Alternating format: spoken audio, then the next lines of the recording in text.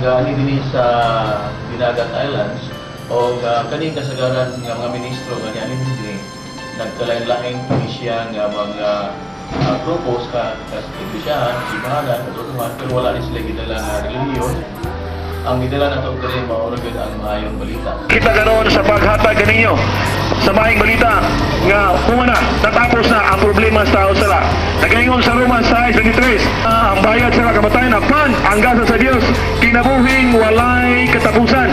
Katuna sa likod di Alexon, tuhuan na to ang ibuhat ni Kristo. Natapos na ang problema sila, bayad na. Dugota di magsulti mga bata, hilota. Seryoso kini siya, no? At kurong-kurong bitaw ng ato ang Ginoo para ganatong tanan. Imbis kita magantos dili na usa sa kapalan.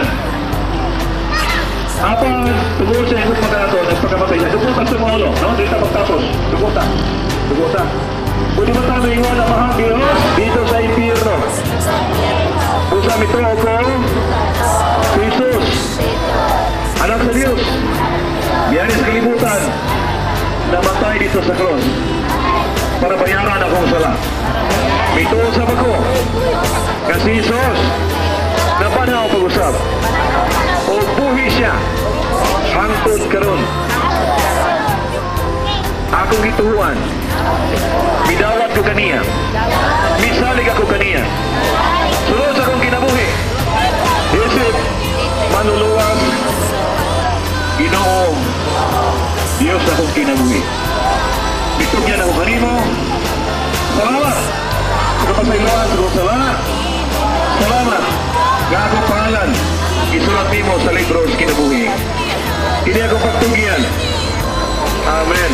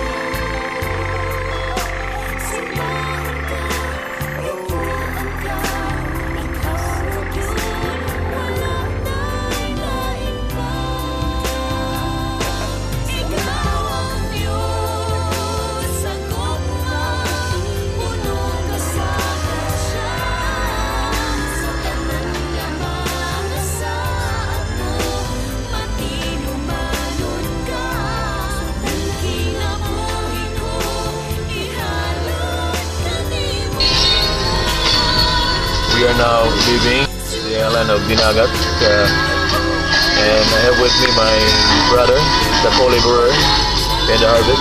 We work with a 7 person here and good for 2 weeks. We preach Christ in this place, pure gospel. There are many people respond to Jesus Christ, the Lord and Savior. Amazing response because all of them almost raising their hands to accept Jesus Christ as their Lord and Savior.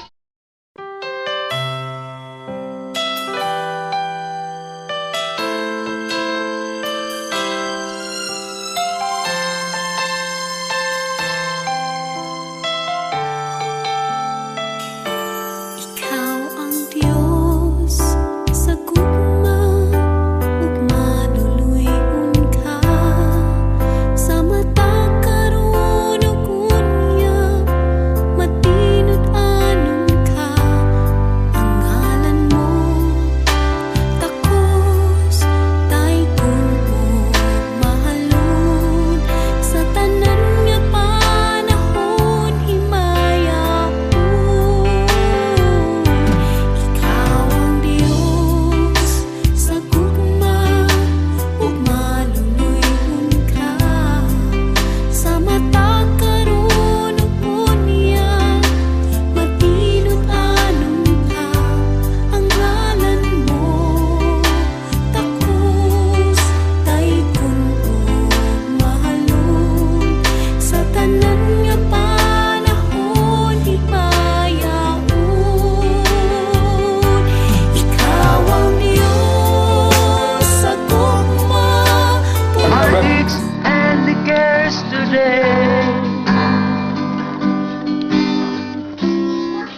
It's good enough for me.